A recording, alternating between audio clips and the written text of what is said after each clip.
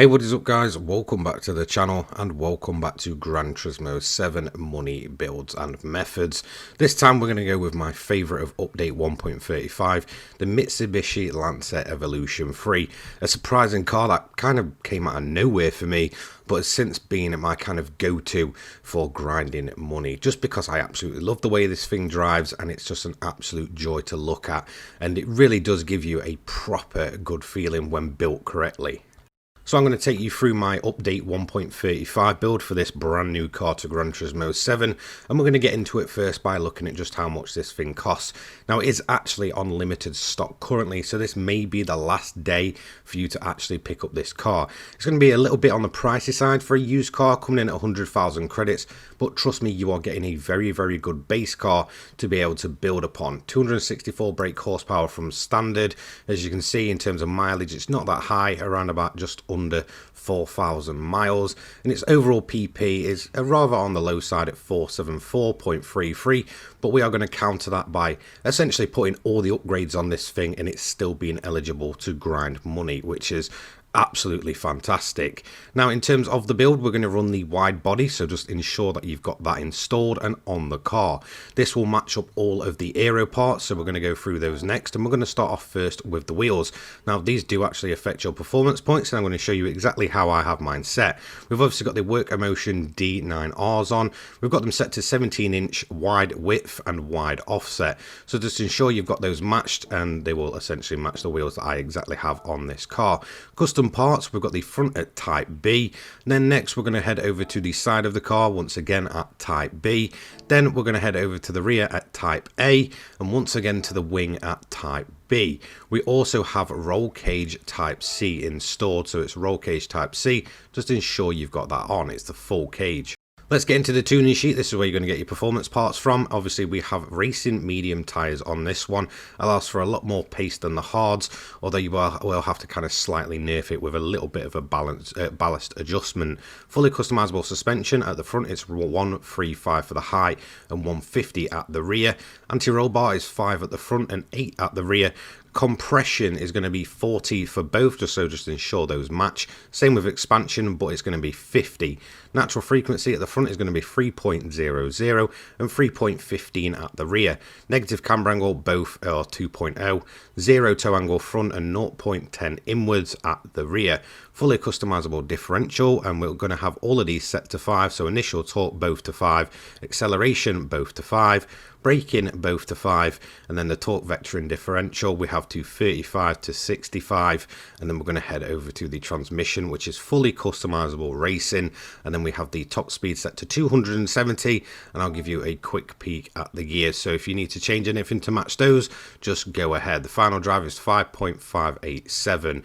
Now next we're going to move on to the ballast. We do actually have free ballast on this with a position of -41, no power restriction even on the fully customizable ECU, so we're not turning down power.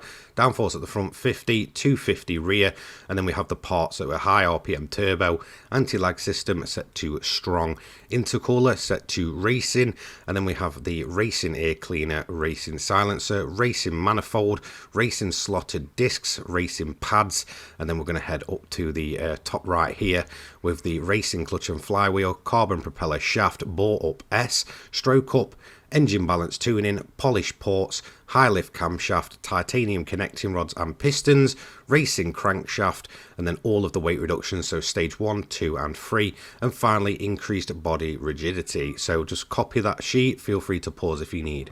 So let's talk about the car itself and really how it's built. So it's a 700 pp build. It's the first car I turned to after update 1.35 when I realised, when I had some custom parts on this thing, that I genuinely really like the Evo 3. Although at first I wasn't too excited for this car, once I got behind the wheel I realised this thing is an absolute monster, and the fact that instead of downgrading a car we're essentially fully upgrading it to get it to the 700 pp mark makes this overall a much better car than really a lot of things things, especially when it comes to having to detune a car to be eligible for a certain PP event. Now obviously this being fully built at 700 PP really does allow you to go absolutely crazy. Its top speed isn't too high in the 185 mile per hour range. It's the corners where this thing will absolutely make up a ton of time. You can carry some massive speed through the corners. Four-wheel drive system is always going to give you grip. So let's have a quick look into my strategy for one of the races that I did. So I've been absolutely piling the miles on this thing recently. I think I've grinded Le Mans in this thing at least 12 times. It's just absolutely ridiculous. So the first thing you're going to want to do is put the fuel mix at 6. This will quite easily give you enough fuel for exactly 3 laps. You won't need to short shift or anything like that. You can drive it how you wish. You have enough in the tank to finish a full 3 laps without having to lift and coast or anything like that. Now in terms of the AI, in all honesty, I would just set them to easy. Most of the time, if you kind of get caught out in the wet and such, you can essentially park up at the end of lap 6 and just wait for the timer to go down. However, one thing I have noticed when using this car, because I'm driving it so quick and I'm so used to it, I'm actually completing the full 7 laps in the 30 minutes. So it is easily possible to do either of those things. So yeah, should be a pretty easy drive. Just set the AI to easy. Now in terms of overtaking the front of the AI, really, you want to aim to do it before the start of the before the finish of the main straight. The main reason for this is that you can just then run away. Lap 2, you're going to begin to monitor the weather. Now obviously Le Mans is notorious for its rain. Sometimes it will come, and sometimes on a very rare occasion it won't actually happen, or it'll look like it'll happen and it'll pretty much dodge you, which you're going to kind of see in this video. Onto lap 2, and we began to get a few rain formations coming in, obviously coming straight towards the track on the radar. So on to lap 3, when the fuel's about to run out, we obviously decided to then box the car in.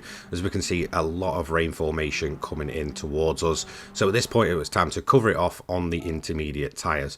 So we're going to go onto the inters at this point. Now, obviously, if it's essentially still dry conditions, these mediums will actually last you the entire race. So if you do get a dry race, you are essentially just pitting in for fuel. You won't need to change the tyre compound. This car is insanely kind on its tyres.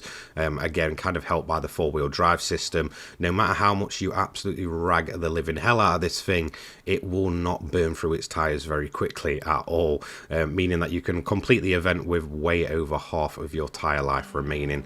So obviously we're going to go on the inters for this one to just cover off any potential rain, as we can see it coming in on the radar, and we're obviously going to fill the car to full. This means we are all good yet again for another 3 laps, meaning that if we do wait at the end of the 6th lap, we essentially don't have to pit once more. So this would be a one-stop method, but we are actually going to do a second pit stop, and you'll kind of see why. And obviously we are going to end up completing the entire 7 laps instead of the usual 6, just because we had so much time remaining at the end. So again, we kind of, waited for the rain to come, but it was just kind of skimming across, meaning that although it did kind of wet the track, it never got it into full intermediate conditions, meaning that by the time we got to lap 5, these intermediates are obviously starting to burn out. This was something that came along with one of the physics changes, I believe back in March or April of 2023, meaning that you can't just drive around on the inters anymore. They will absolutely burn themselves out if you're in dry conditions. So we turn the engine all the way up to burn off some more fuel and go ahead and pit at the end of lap 5, which you can see us doing here. However, we do have more rain cloud formations coming straight towards us on the radar. So obviously, predicting more rain coming, I decided this time, since we didn't have a big downpour, to actually yet again cover it off with a set of intermediates. The main reason for this is just because usually if it sort of skims you at first in terms of Le Mans, more than likely towards the end of the race you're going to get a huge downpour. So I was kind of weary of that, and I thought, you know what, okay, these intermediates are completely gone at this point. I've got to put some new tyres on, and to be honest, I've only got a couple of laps to go, so I may as well cover off any potential rain with a new fresh set of inters. This way, if we do get that big last minute downpour that sometimes happens, we are pretty much all good to go. So once again, it's going to be a rinse and repeat, obviously, because it kind of threw off our strategy with the burning up intermediates. We're going to put a fresh set on just to ensure that we're covered off from any rain, fill the car to full, and once again we are all good to the end. So we're on to lap 6 at this point, and well, we could essentially stop and wait, but however, you will see the timer is far too high up, so we're not into the kind of 4-minute barrier or anything like that to really be able to sit at the end of the line. We're going to have to complete a 7th lap here. Again, we're just turning the car back down just to ensure we don't burn off too much fuel. Have it at fuel mix 1 and you'll get a lap and a half at most. So as you can see though, the rain just never came. So we are essentially on the wrong tyre compound once again, but it's just kind of one of those things. No real downpour in this race. Now at the end of lap 6, as you can see, we've still got 4 minutes left and we're setting around about on average a 4-minute kind of odd lap. So at this point I know I'm going to realistically set a lap anywhere from a sort of a 4-minute 3 up to a 4-minute 8 on the inters. So we're just going to go ahead and go all the way to the end. As you can see, we're going to complete all 7 laps, only just over the time by a couple of seconds, finishing with a 30 minutes 6 seconds to complete the entire 7 laps and an easy first place. So here we go, we were 2 minutes 44 seconds ahead of second place. Again, dry conditions, so no real reason to actually go on those intermediates, and we essentially just absolutely hammered the AI. No stop and wait needed, the entire 7 laps completed, only 6 seconds over the entire timer, with a fastest lap on lap 2 of a 4-minute 3.072, which is rather quite pacey, and you can get it to the high 3 minutes if you are quick enough. So let's have a look at the payout for this race. I think we all know this by now.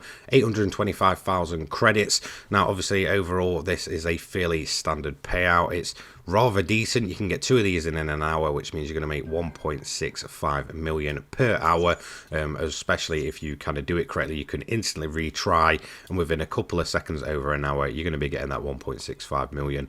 So there we go. That is the Evo 3, my favorite personal build as of update 1.35, a car that I've grinded countless hours in already, and it has just proven to be a mainstay for me. I don't know what it is about this car, but there's just something about the way it looks, the way it drives, and the way it feels that has just really gelled with me. Let me know what you think about the Lancer Evo 3 down below. For me, it's my personal favorite car of the last update. It's usable, it's grindable, and again, we are not detuning to be able to get a grinding build. We are fully upgrading to get a grinding build, which is a massive plus point in my opinion. So thank you so much for watching. Don't forget to leave a like, comment and subscribe. Turn your notifications on so you don't miss an upload from me. I upload GT7 and motorsport related content each and every day for your viewing pleasure. I'll have my Discord, my Patreon, my Buy Me a Coffee and all that good stuff, as well as my racing website and such, down in the description below. So feel free to check those out. If you do come over to Discord, say hello and tell me which video you came from, and I'll give you a little wave back. I'll see you later on, guys. Have a fantastic day. Peace.